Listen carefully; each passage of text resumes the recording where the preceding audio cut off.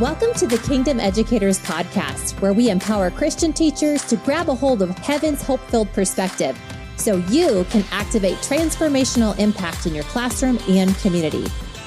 I'm your host, Jessica Glover, and I warmly welcome you to wake up to your strategic placement as a kingdom educator, anointed by the Creator and equipped by all of heaven to release the radical goodness of God that will transform lives and reshape education.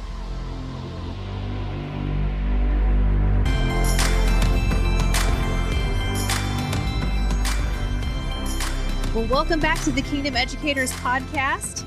Today, I'm welcoming back David Schmus, who's a former teacher in California, but now president of Christian Educators, which provides teachers with an alternative legal insurance.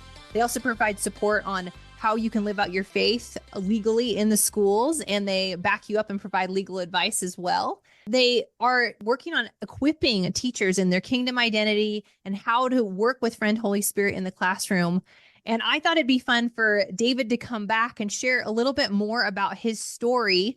He's got a particular testimony that we're going to have him share today. But I just want to say welcome back, David. Oh, so good to be here, Jessica. Thank you. Yeah. And if you didn't join us for our part one of David sharing about Christian educators, please make sure that you do that. They provide an excellent resource, like I alluded to at the beginning of this episode, but just take a listen to that. And what's really fun is that David reached out to me after I got invited by Teach for the Heart to speak at the summit in October. Teach for the Heart and Christian educators put on a free teacher summit it's every October, isn't it? It is, yeah. Okay, because I've been watching you guys for a little while, but we actually got to meet on Zoom a couple months ago after the summit, and it's been really neat. David's been introducing to me many of the guests that we've had recently, sharing their testimonies of faith. But David actually asked me if he could share this story that's a little bit different in the area of teaching, although I think many of us have experienced things that we've kind of questioned, like, what is that exactly? Why is that kid behaving that way? Or things that we've noticed. And so I'm going to just invite David to share this testimony that he has. He and his wife have a huge heart for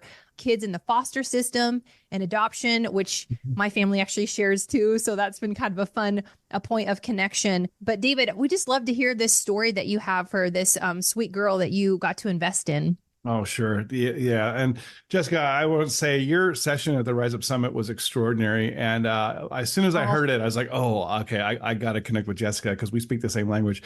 Thank you so much. And so, yeah, thank you for doing that. And I'm so excited to work with you moving forward. Yeah. Yeah. So give you a little background, when my wife and I first got married, we had this really come to Jesus moment where we kind of said, we have 45 years to build a kingdom. We just graduated college. We were no kids yet. We were kind of getting our careers in order. And we're asking those questions like, Lord, are you in this? What do you want to do? Is this the American dream or is this the kingdom, right? It was kind of the question we were asking. We didn't have that language as much back then, but that's the question we were asking. Yeah. And we said, Lord, or the Lord asked us really, as we prayed, he said, hey, you've got 45 years to build a kingdom. Whose kingdom are you going to build? And we just got convicted of like, This isn't about the American dream. This isn't about 2.5 kids in a house in the suburbs and 2 cars and all that. This is about, okay, we have a limited window here of life to extend God's kingdom on earth. Yeah. And we have all eternity to worship him and celebrate that. And what are we going to do? Right. And so we started. So it's funny, like when you get have a moment like that, what do? Well, in my world, you go to seminary, right? And so you'll get trained. Right. So that's what I did. I quit my job and I went to seminary, and my wife was starting the public school teaching career at the time. And so she was going to do that. And we had a lot of twists and turns involved in that, but I did get through seminary but never felt called to be a traditional church pastor. Okay. Instead, God began to point me to the public schools as a mission field. Yeah. And so I started teaching high school. I was hired at the school that I graduated from. So it was kind of fun to go back and I had teachers on campus that I had as a student that were now my colleagues. That was kind of weird, but that was fun also. And as I got to into teaching and realized, man, these kids, man, they're broken. They need fathers, they need mothers too, of course. They Yes. needed wisdom. They needed, and they were open to me Mm, if they believed that I loved them and cared about them, right? And yeah. I just began to watch as God just gave me this unbounded love for these students. I mean, I would just they were like my precious ones, you know. Mm, They were like my own kids in many ways, and God would just reveal things to me, and I get to love on them.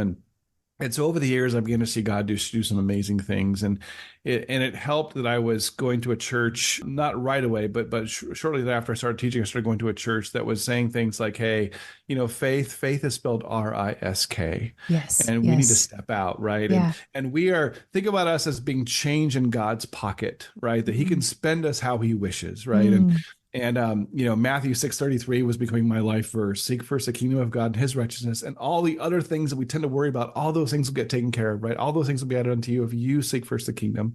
yeah. And so I was like, okay, Lord, what does that look like for a public school teacher? What does it look like to not worry about what I get paid or my job security? What does it just like to say, hey, I'm going to be about building the kingdom? Hmm. And and our church was also encouraging us to say, what does it look like to listen for the voice of the Holy Spirit and step out in obedience and walk with Him? So good. And so I began to sort of, Which, you know, David, see that it really like, takes away that whole piece of like, I have the right thing to do is to go work in the church.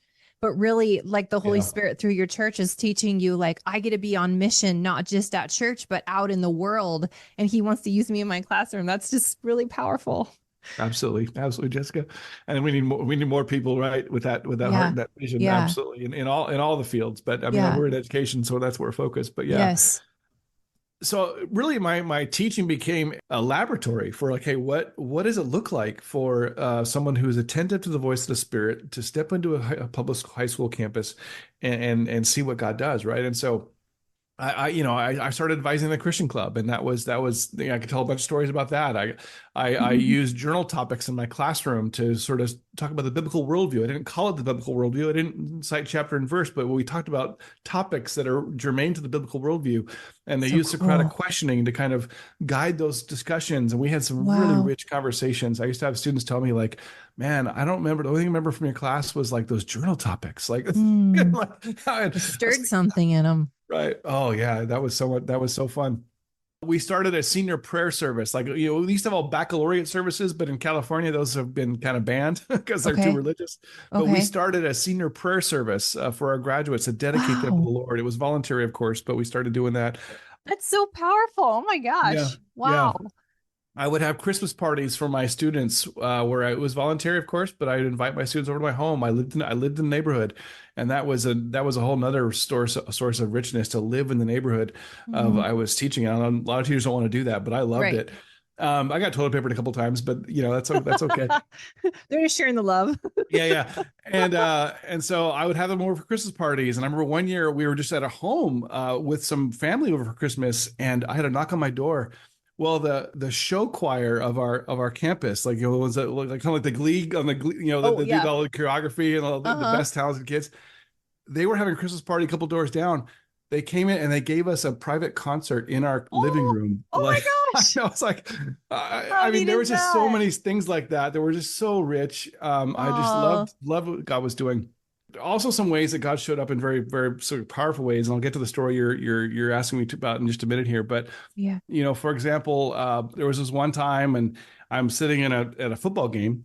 He befriended me actually, a parent who called me up, said, "Hey, you're sponsoring a Christian club. Do you want to pray on a regular basis?" And so we started once a week praying Wow. for that school, and he became a very good friend of mine. We're still friends to this day. Uh-huh. And we were sitting together watching a football game, and there was an injury on the field. And it was one of those injuries where it's very somber because it's perceived to be very serious. Like the kid isn't Okay. moving, they're keeping Yeah. him still. It's Ooh. possibly a neck injury, you Yeah. know. It's Spinal. you Yeah. know. And so I kind of slapped Ray on the knee, and I said, "Hey, let's go pray." Right. So we come out of the stands because I was a teacher. I had access to the field, so I got on the field, and I didn't want to get in the way of the trainers or the other people, but so I just kind of reached down and grabbed this kid by the toe Mm. and the cleat, you know, and I just started praying, you know, Lord, heal this kid, like, you know, and I just, you know, started praying to Jesus. And I didn't know how that was going to go over, you know, I didn't Hmm. know, was I going to get reprimanded? Was this is a public school? Was, you know, and so Right. The next morning, we had our late start mornings. We had staff meetings, and we're all gathered. The principal's there. And I'd kind of honestly forgotten about it, but it was Friday night. It was the weekend, and it was Monday morning. And she says, I want to honor Mr. Schmus, who Wow. came out of the stands Friday night to pray for our fallen football player. And I want to report to you that he is fully recovered Oh my goodness. and he's back in school. Wow. I was expecting reprimand, and instead I Yes. got honor. And Wow. I just saw that happen over and over and over again, where at Christian Educators, we don't encourage you to pray for your students because it's kind of against the law. Like directly, lay hands on them and pray, in person while you're at school. But there were times I did do that. I taught older kids, so I could ask them, hey, do you have a faith background? Would it be okay if I prayed for you? I would sort of do it that way. And that way I wasn't trying to be too coercive or too forward with them.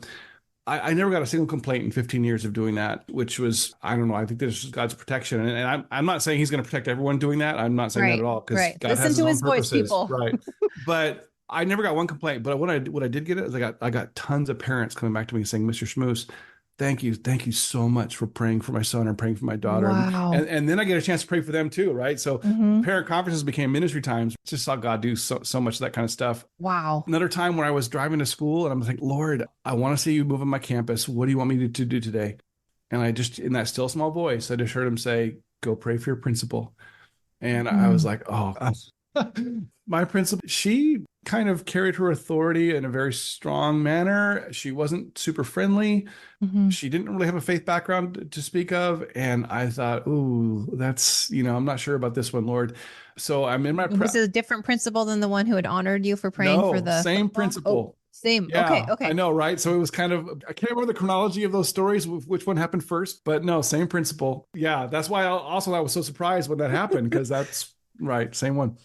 So I was in my prep period and I'm like, okay, Lord, now's the time to go up and pray for her. If I'm going to do it, what am I going to do? And so I literally, Jessica, had so much fear. Hands were trembling, believe it or not. Oh man. Yeah. And I'd like to say this is maybe when I was like 23 years old, but no, I was like 40. Okay. So my hands were trembling.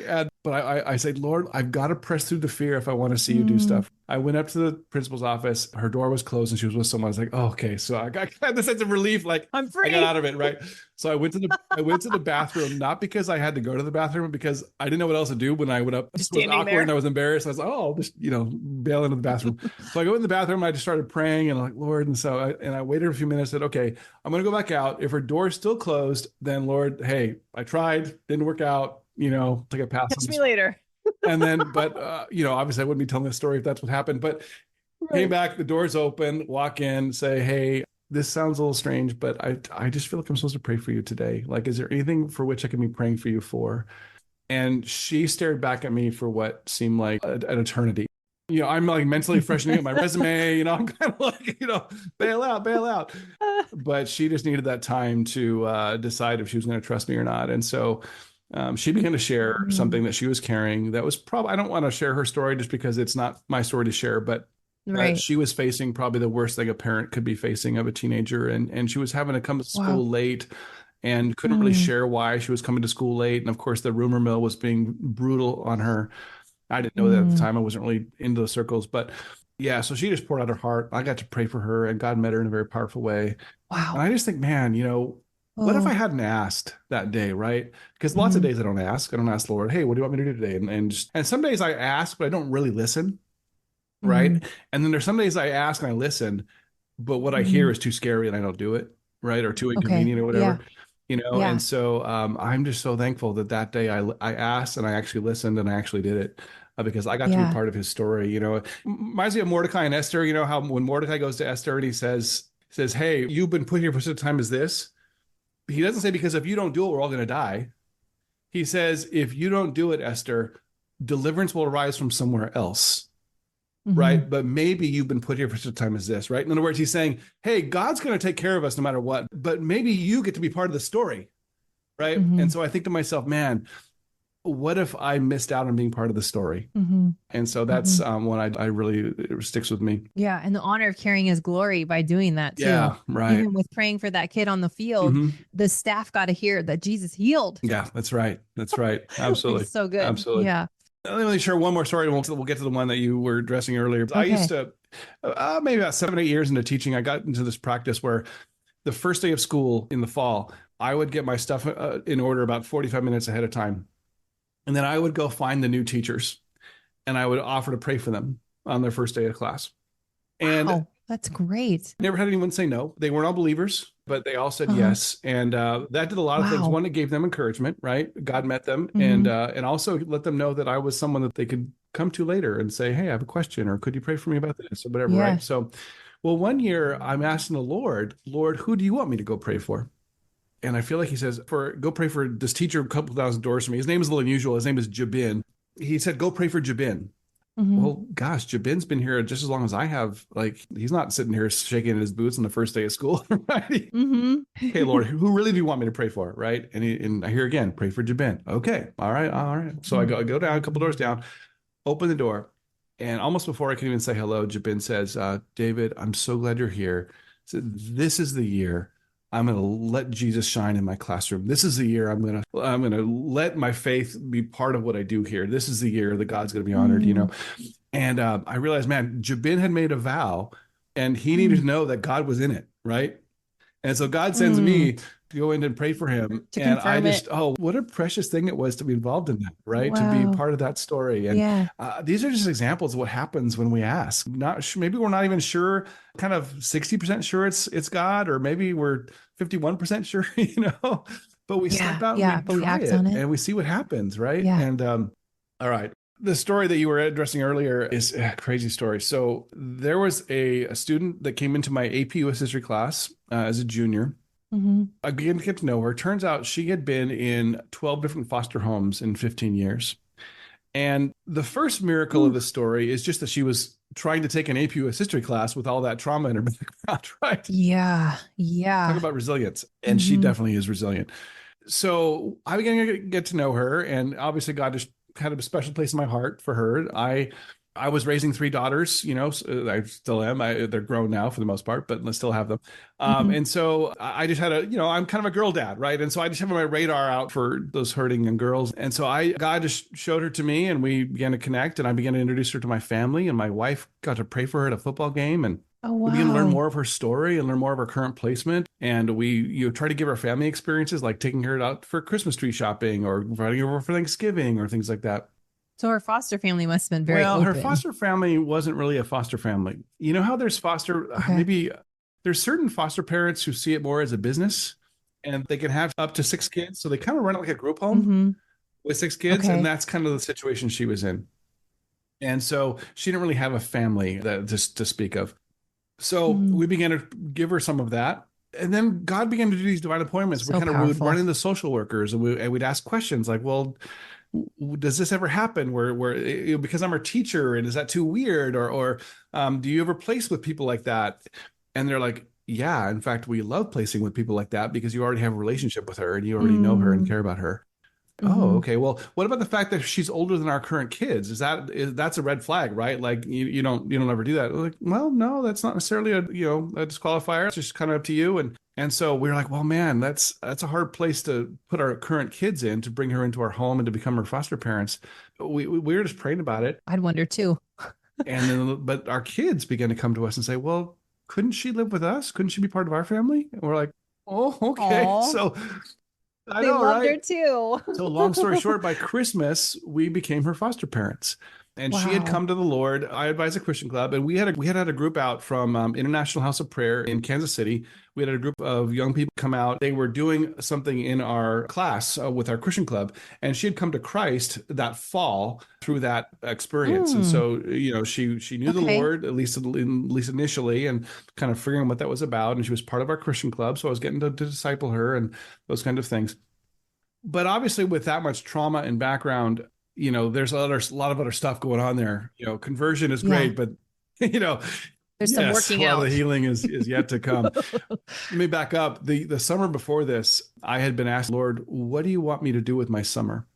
Mm. And I was journaling, and the way I do it is I have a digital journal, and I just ask the Lord questions, and I type out what I think I'm hearing, and it's not always right, but that's just kind of how I try to Yeah. hear the Lord's voice, at least one way. And I felt like the Lord said to me in Yeah. that moment, read Charles Kraft. And my response was, who's Charles Kraft? So I didn't know. So I Googled him, and turns out Charles Kraft is a former Fuller Seminary professor and also someone who has developed expertise in the areas of deliverance, demonization, spiritual warfare, inner healing. Mm-hmm. And I started to read his books that summer and went to actually one of his conferences and began to get some training about Mm-hmm. spiritual warfare, what does it look like to deal with the demonic. And Mm-hmm. but it was all kind of head knowledge at that point. It wasn't really experiential. So fast forward to after Christmas of that year, we've got our foster daughter in our home, and we knew there was a lot of stuff that she was needing to deal with, but we didn't want to pressure her too much. But we also wanted to give her opportunities to kind of get clear, get clean, and get some healing. And so we had invited some friends over that night that had helped us with some of that kind of stuff. We started to talk to her a little bit, and at one point she's just like, you know what, I want nothing to do with this, and she just went back into her room. Well, 30 seconds later, my oldest daughter, biological daughter, comes running out from back where the bedrooms are, says, Daddy, Daddy, Daddy, come quick. So we all went running back there.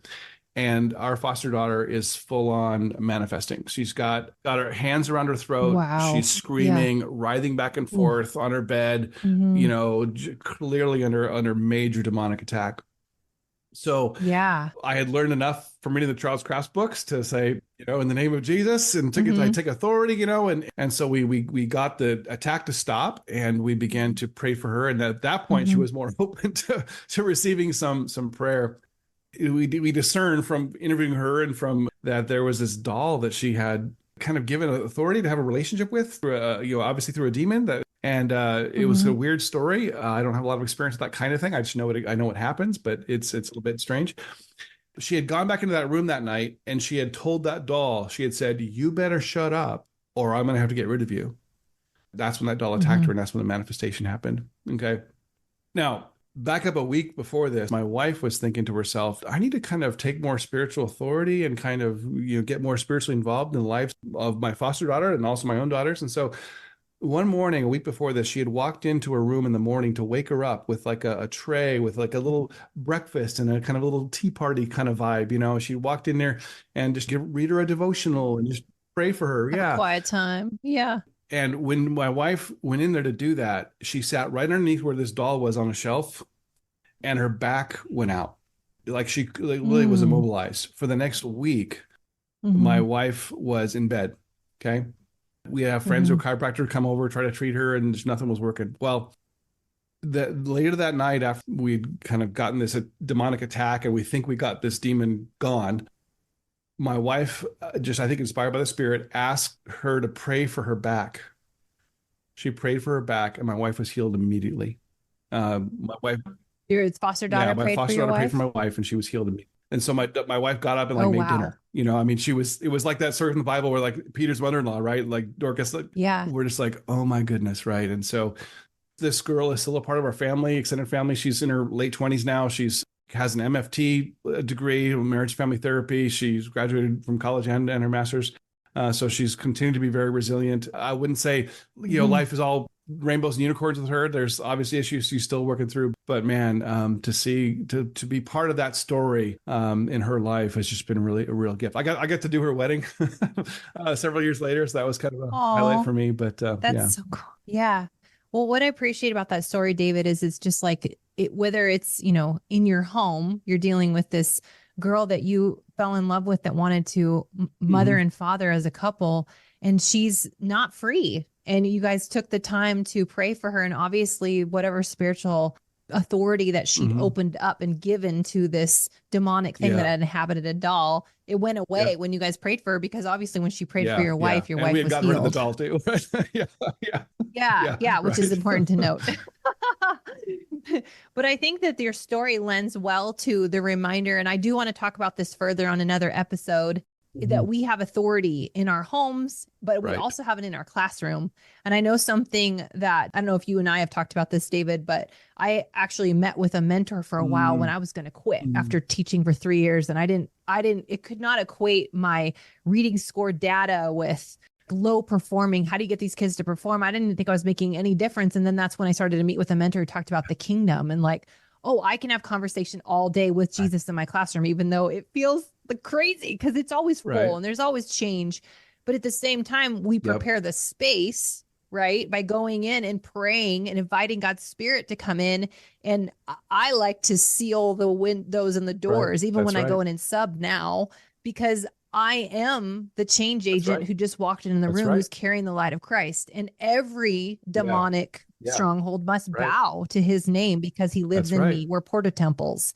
And so I just love that you took authority for that girl's freedom, but then we get to do that also in our classrooms. And so I do want to share more about that later. And I just feel like David's story we really lends to that really well. Greater is he that is us and he that is in the world, right? Because if we really believe that, we wouldn't walk in fear, right?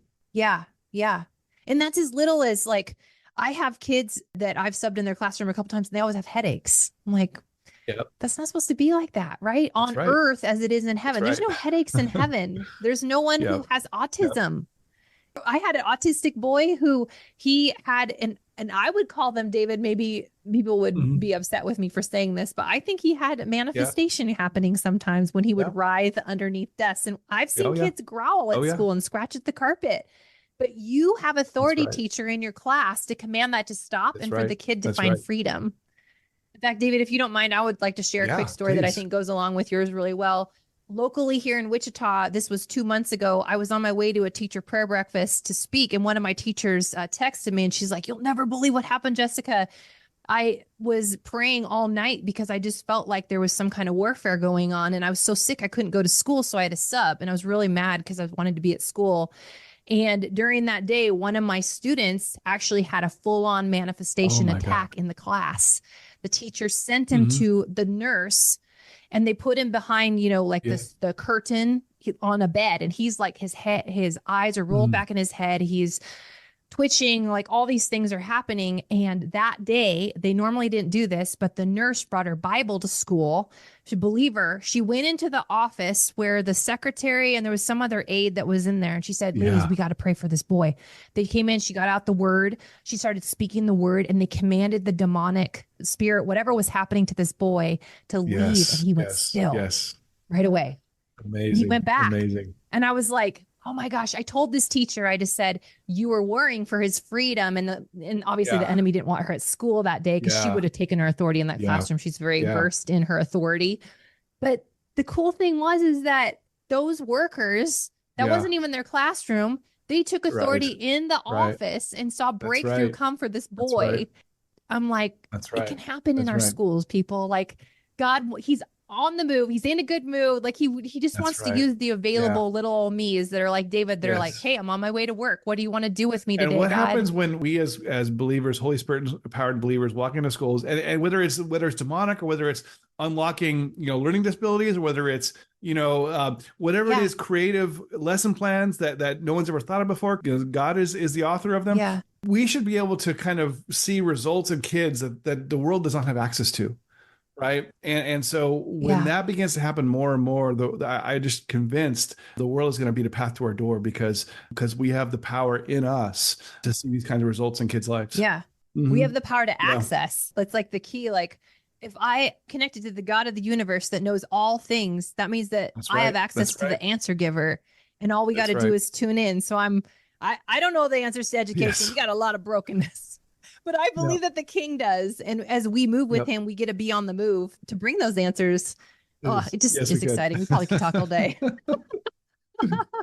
Well, David, thank you so much for taking time to spend with us today to share your heart. You really are passionate about what God's called you to, and even stepping out of the classroom and working for Christian educators. It's just evident that you and your wife, you set your lives aside to let go of the American dream and the picket fence to exalt the King and to help other people do the same. And I just want to thank you and honor you for doing that, because it is so encouraging, and it's fun to find for teachers to find their tribe in this family here at Christian Educators. We delight in working with you, Jessica. Just love the like-mindedness and like-heartedness, and we just so need partners in this journey to equip teachers to take the kingdom into the classroom. So thank you. Yes. And if you want to get more involved with Christian Educators, I'll leave their information in the show notes if you didn't catch it on our other episode. And also there's a couple other testimonies in here too, with other leaders that work with David who have talked about the lift, which is connecting with teachers in your area and also an awake day for people that are like, you're on fire and you want to see God's kingdom come in a big way, not just connect, but you want to be activated. And those awake days, Heather Conan, she came on and shared a really powerful testimony you might take a look at as well. So, all right. Well, blessings on your day today. And just know that the Spirit of God is with you and is happy to work with you at work today. Do you have your dancing shoes on yet? You should, because the long-awaited course, Your Kingdom Classroom, is about to go live. Yes, I am so excited to announce to you that the 4-video series, accompanied by activation guides, is almost ready to be released. So keep your eye on kingdomeducators.com for the release of my next course, Your Kingdom Classroom. Now, I want you to know it includes kingdom principles for calling out the gold in your students. That's right. It's focused on identity, the key to bringing student motivation back to the classroom, for helping kids align their behaviors with their true identity, the identity that God has given them. And what a powerful tool to use in this day and age when there is a huge assault on identity. So grab a colleague, grab some time either this summer, or you could even start now, but dip into what it means to speak words of life in your classroom. Keep a look on kingdomeducators.com. All right, see you on the other side.